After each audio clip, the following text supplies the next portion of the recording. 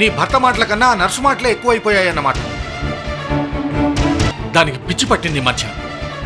హాస్పిటల్లో అన్ని పిచ్చి పిచ్చి పనులు చేస్తుంటే ఫోన్లేక దాన్ని చూస్తూ ఊరుకున్నాను. మీరు చంపటం ఎవరో అవినాష్ గారి పాప చూసిందండి సార్. రామ్దేవ్ టెండర్ వేయడానికి వెళ్తుంటే ఎవరు అటాక్ చేశారో నాకు తెలుసు.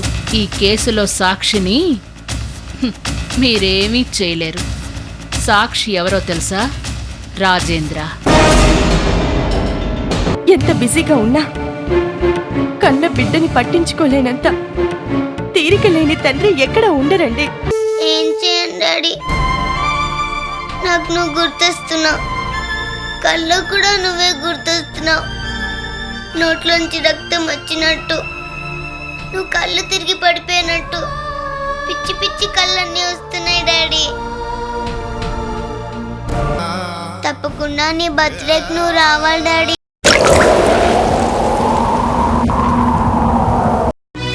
తప్పకుండా నీ బర్త్డేకి నువ్వు రావాలి డాడీ.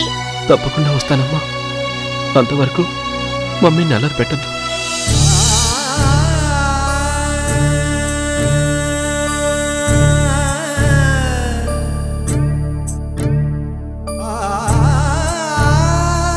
ఉంటాను నాన్న.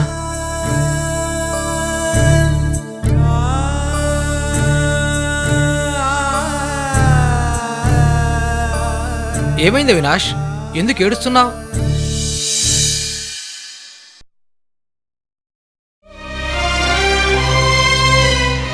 ఏం లేదు అంకుల్, పాప ఫోన్ చేసి నా బర్త్డేకి రమ్మంటోంది. అప్పటి వరకు నేను ఉండగలను అంకుల్. నా పాప కోరిక తీర్చగలను. మీరే చెప్పండి అంకుల్, నా పుట్టినరోజు ముందొస్తుందా లేకపోతే నా చావు రోజు ముందొస్తుందా? నువ్వు అలా అనొద్దు బాబు. నువ్వు అలా అడిగిన ప్రతిసారి నాకు ఒక డాక్టర్గా నేను ఓడిపోయిన విషయం గుర్తొస్తుంది. ఎంతోమంది పేషెంట్లకు నేను ట్రీట్మెంట్ చేశాను. వాళ్ళకి ట్రీట్ చేస్తుంటే వాళ్ళ రోగం మాత్రమే నాకు కనిపించేది. కానీ నీకు ట్రీట్మెంట్ ఇస్తుంటే మీ డాడీతో ఉన్న అనుబంధమే నాకు గుర్తుకొస్తుంది. ఎంత పేరున్న డాక్టర్ అయితే మాత్రం ఏం లాభం? నా స్నేహితుడి బిడ్డ ప్రాణాలు కాపాడుకోలేకపోతున్నాను.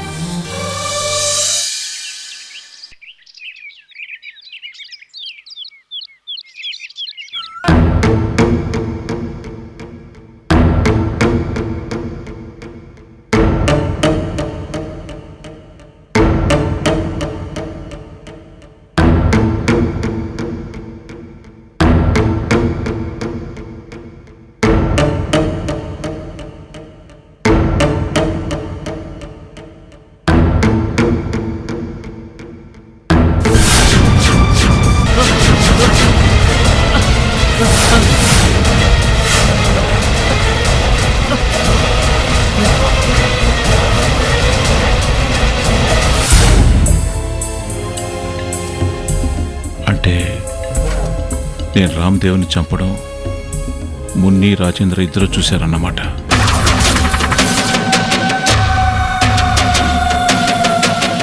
ఇప్పటి వరకు ఒక్కడే శత్రువు అనుకున్నాను. ఇప్పుడు ఆ రాజేంద్రకు తోడు మున్ని కూడా తయారైందన్నమాట. అసలే చిన్నపిల్లల సాక్ష్యానికి బలం ఎక్కువ అంటారు. ఇద్దరు కలిసి సాక్ష్యం ఇచ్చారంటే నా బతుకు చీకటి గదిలోనే తెల్లారిపోతుంది. ఆ రాజేంద్రని సమాధి చేద్దామనుకుంటే నేనే సమాధి అయిపోయేలా ఉన్నానే. No no no no no అలా జరగడానికి వీల్లేదు. ఎట్టి పరిస్థితుల్లో నేను ఈ కేసులో ఇరుక్కోవడానికి వీల్లేదు. ఏదో ఒకటి చేయాలి, ఏదో ఒకటి చేయాలి.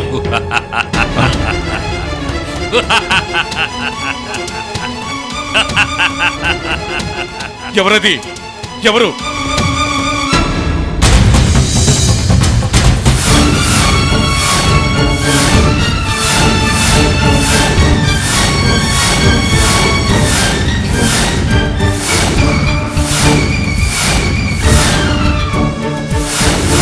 నీ మృత్యువుని రా.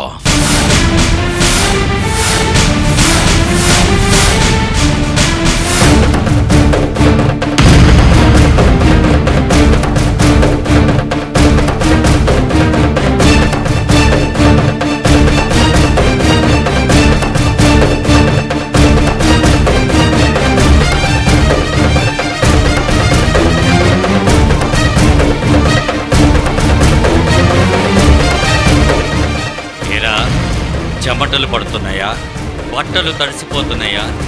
తప్పులు చేసేవాడు ఒక్కసారి తప్పించుకోవచ్చు, 2 సార్లు తప్పించుకోవచ్చు, లేదంటే 10 సార్లు తప్పించుకోవచ్చు. కానీ ఏదో ఒక రోజు తప్పకుండా దొరికిపోతాడు. ఇప్పుడు నువ్వు దొరికిపోయినాడు.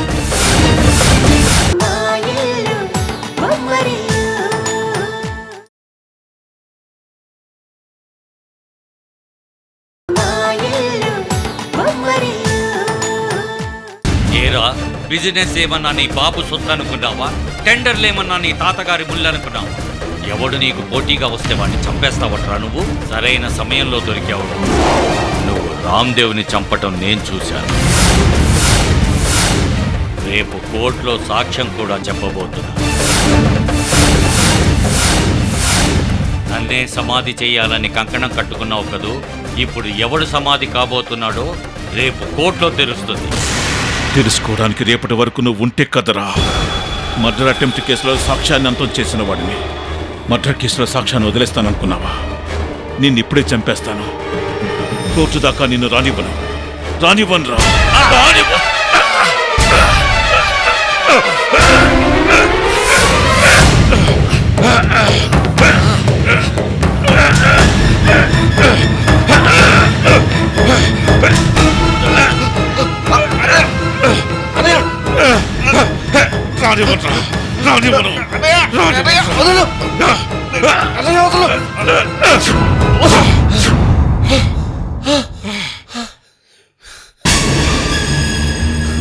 పిచ్చి పట్టిందా నీకన్నా? ఇంకొక క్షణం ఆలస్యం అయింటే ఊపిరి ఆగిపోయిండేది. ఏమైందన్నయ్య నీకు?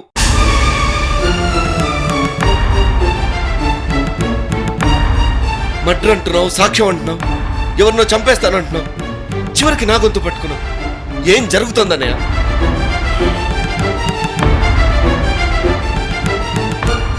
ఏలేదురా, ఏదో టెన్షన్లో ఎవరో గుర్తొచ్చి. అర్థమైందన్నయ్య. నీ శత్రువులు ఎవరో నిన్ను వెంటాడుతున్న భయంతో నీ శత్రువును ఊహించుకుని నన్ను చూడగానే వాళ్ళు అనుకుని చంపేయాలనుకున్నావు కదా. నీలాంటి వాడికి శత్రువులు అక్కర్లేదన్నయ్య.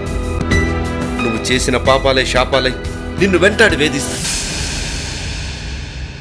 ఎలా ఉండేవాడివి ఎలా మారిపోయావన్నయ్య? ఈ శత్రుత్వాలు గొడవలన్నీ ఎందుకు? ప్రశాంతంగా ఉండలేవా? నేనిప్పుడు చాలా ప్రశాంతంగా ఉన్నాను. నువ్వు లోపలికి వెళ్ళు. నువ్వెంత ప్రశాంతంగా ఉన్నావో నీ మొహంలోని భయం, టెన్షన్ చూస్తుంటేనే అర్థమవుతుంది. అసలు నీలో ఈ మార్పు ఎప్పటి నుంచి వచ్చిందో తెలుసా? వదిన ఇంట్లోంచి వెళ్ళిపోయినప్పటి నుంచి. నా మాట విని వదిన్ని మళ్ళీ ఇంటికి తీసుకురా అన్నయ్య. కనీసం నువ్వు టెన్షన్లో ఉన్నప్పుడు షేర్ చేసుకోవడానికి ఒక మనిషి అన్న తోడుగా ఉంటుంది. నీ బోర్డు సలహాలు నాకేం అక్కర్లేదు. నువ్వు వెళ్ళి నీ పని చూసుకోపో. మారాలనుకునే వాళ్ళకైతే 4 మంచి మాటలు చెప్పగలవు. నీలాంటి వాళ్ళకి ఎన్ని చెప్పినా మారన్నయ్య. నీ కర్మ.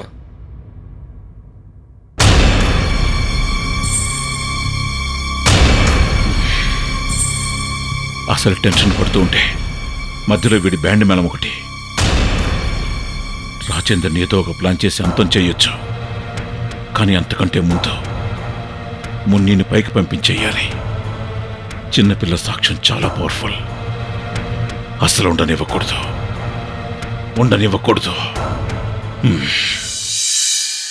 అమ్మా ప్రియా,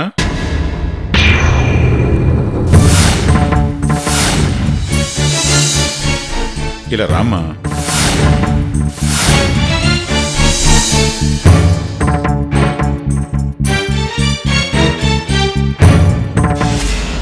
ఏంటమ్మా అలా చూస్తున్నావు? ఇలా రామ్మా.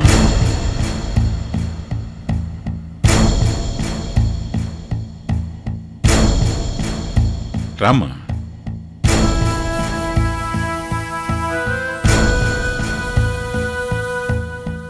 ఏంటమ్మా నన్ను చూసి భయపడుతున్నావా? నేను నీ భావనమ్మా. అంటే తండ్రితో సమానం. ఏ బిడ్డైనా తండ్రిని చూసి భయపడుతుందా?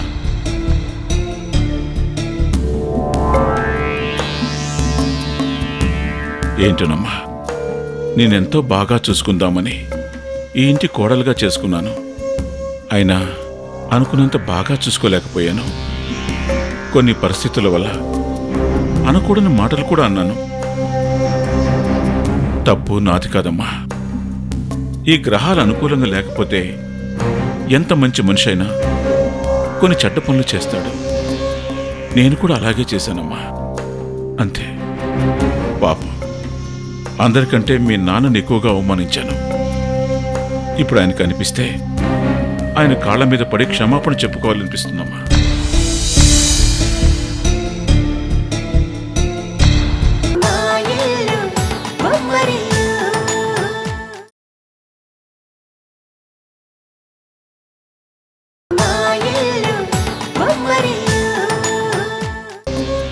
నేను కూడా అలాగే చేశానమ్మా. అంతే. పాపం, అందరికంటే మీ నాన్నని ఎక్కువగా అవమానించాను. ఇప్పుడు ఆయనకు అనిపిస్తే ఆయన కాళ్ళ మీద పడి క్షమాపణ చెప్పుకోవాలనిపిస్తుందమ్మా.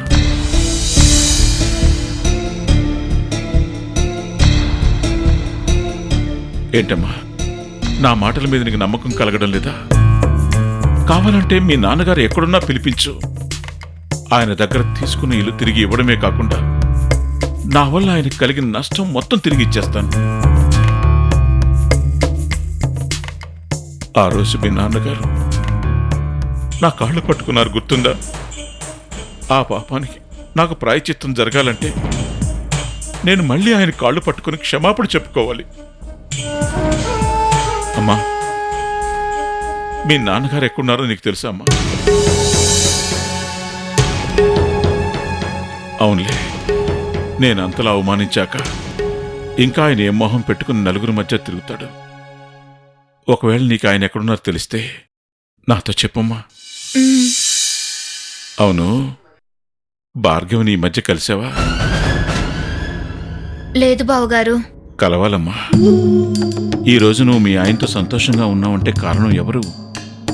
భార్గవే కదూ. పాపం ఇప్పుడు తను గర్భవతి కూడా. పైగా ఆ పాప బాగోగులు కూడా తనే చూసుకుంటుంది. నువ్వు అప్పుడప్పుడు వెళ్ళి తనకి సహాయపడుతూ అవసరమైతే పాపను మన ఇంటికి తీసుకొస్తే భార్గవి కూడా కొంచెం రిలీఫ్గా ఉంటుంది. నీకు కూడా కొంచెం కాలక్షేపంగా ఉంటుంది కదమ్మా. నిజంగానే వెళ్ళమంటారా బావగారు? అంటే ఇంకా నా మాట మీద నీకు నమ్మకం కలగలేదు కదూ. నేను నిజంగానే మారిపోయానమ్మా. రాత్రి 12:15కి నా జ్ఞానోదయం అయింది. అప్పుడే పూర్తిగా మారిపోయాను. సరిగ్గా 12:15కే ఎందుకు మారిపోయానని మాత్రం అడగొద్దు.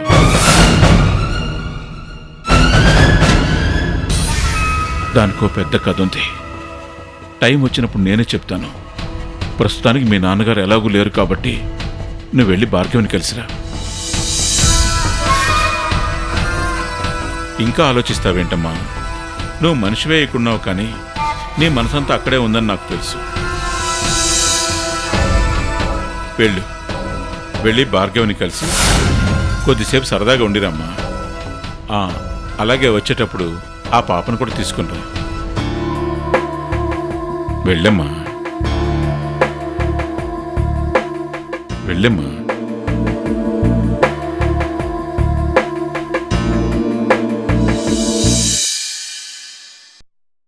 సార్, ఇది కళ నిజమా? పగటిపూట కళ్ళేంట్రా, ఇది నిజమే. మీకు ప్రియా మేడం మీద సడన్గా ఇంత ప్రేమ కలిగిందంటే నేను నమ్మలేకపోతున్నాను సార్. సడన్గా ఇంత ప్రేమ కలగడానికి కారణం ఏంటో నాకు తెలియటం లేదు సార్. రాత్రి 12:15కి జ్ఞానోదయం అయింది అంటున్నారు. ఈ 12:15 వెనకున్న కథ ఏంటో నాకు తెలియటం లేదు సార్. సరిగ్గా రాత్రి 12:15కి యమగండం మొదలైందిరా. ఇప్పుడు అర్థమైందా ప్రియ మీద నా ప్రేమకు కారణం ఏంటో? పూర్తిగా అర్థం కాలేదు, కానీ ఎవరికో మూడబోతుందన్న విషయం మాత్రం అర్థమైంది సార్.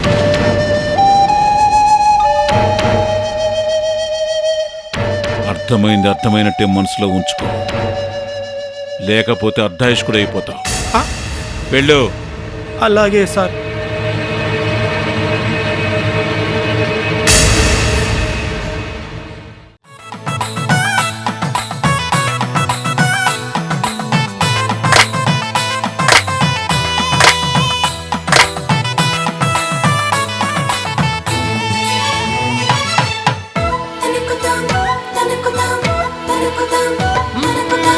ఎక్కడిదో అల్లరి గాలి సరదాగానే వీచే చిన్నారి